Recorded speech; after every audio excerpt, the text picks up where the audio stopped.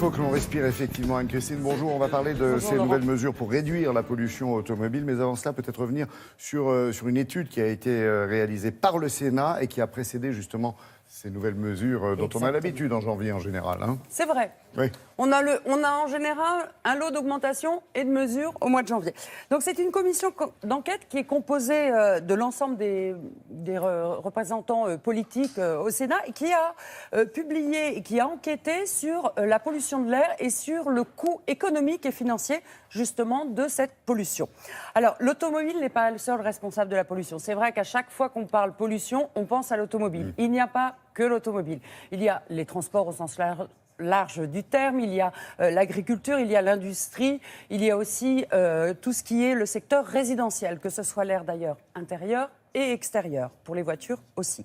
Donc cette commission a étudié le coût de la pollution et a proposé des solutions évidemment pour réduire cette pollution. Elle a proposé des solutions dans tous les domaines. Nous on s'est intéressé évidemment au domaine automobile, logique.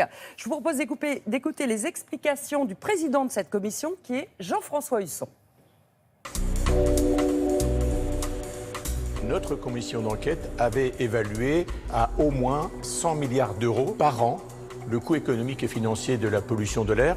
Je veux juste faire un rapprochement. Lorsqu'il y a eu la COP21 à Paris, à l'échelle de la planète, on a estimé qu'il fallait mobiliser chaque année 100 milliards de dollars pour lutter contre le réchauffement climatique. C'est dire l'importance du sujet. On a fait alors au total 61 recommandations et par exemple la première sur la question de l'automobile, c'était une convergence en 5 ans de la fiscalité sur l'essence et le diesel. C'est également de regarder la question de la TVA qui n'est pas la même. C'est également de travailler différemment sur la question des normes. Et puis c'est tout le travail autour des nouvelles mobilités, les bornes pour les véhicules électriques et pourquoi pas d'avoir autour de l'automobile la mobilisation pour assurer la transition des programmes d'investissement d'avenir, les fameux PIA. Qu'est-ce que la prime de conversion et est-ce que ça va permettre de rajeunir véritablement le parc automobile? Alors oui, il y a la prime de conversion dont le montant d'ailleurs a été doublé pour aider finalement en passant de 1 000 à 2 000 euros nos concitoyens, en tous les cas ceux qui ont des véhicules anciens. Alors en fait, on doit aujourd'hui se séparer d'un véhicule qui a plus de 16 ans pour avoir des véhicules beaucoup plus récents, voire même un abondement qui est doublé également pour des véhicules électriques. On va avoir des difficultés, néanmoins, c'est qu'une partie des personnes qui possèdent des véhicules assez anciens sont souvent à l'extérieur des villes ou des centres-villes avec des problèmes de ressources financières. Et donc, une des difficultés, ça va être que ces ménages aient la possibilité de changer leur véhicule. Néanmoins, le gouvernement reste très ambitieux puisqu'il espère 100 000 conversions en un an. Je pense qu'on n'y sera pas. Dans les recommandations, il y avait aussi le fait de pouvoir recharger une voiture électrique plus facilement. Est-ce qu'on va enfin pouvoir recharger facilement sa voiture partout en France? Alors, pas encore. Là, il y a un vrai sujet qui, selon moi, pour donner un vrai coup d'accélérateur, devrait faire l'objet d'un objectif national au travers d'un programme d'investissement d'avenir. Parce que l'objectif, il est à la fois de disposer sur l'ensemble du territoire national des bornes de recharge et surtout de faire en sorte qu'elles soient compatibles facilement.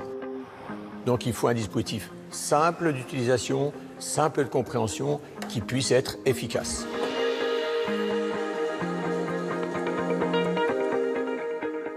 Bon, on le voit bien, le monde politique, entre autres, se mobilise. Oui. Les choses sont en train de bouger, mais on n'est pas encore, franchement, très au point. Non, il y a encore beaucoup de choses à voir. Déjà, le calcul du bonus-malus.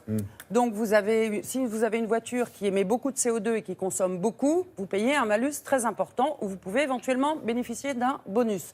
Sauf que c'est calculé sur les émissions de CO2, donc sur la consommation. Moralité, la voiture diesel consomme moins que la voiture essence. Donc là, il faudrait peut-être avoir un autre système de calcul. La prime de conversion s'adresse, on peut bénéficier de cette prime si on achète un véhicule neuf ou d'occasion, mais la prime de 2 500 €, il faut se débarrasser d'un véhicule très ancien et acheter une voiture électrique neuve. Alors la voiture électrique a un coût, et puis si on n'habite pas à l'intérieur d'une ville, une voiture électrique, c'est quand même limité. Il y a un problème d'autonomie, donc ça ne convient pas à tout le monde. Tout le monde n'habite pas en ville. Et puis enfin, le contrôle technique. on en a parlé, on en reparlera.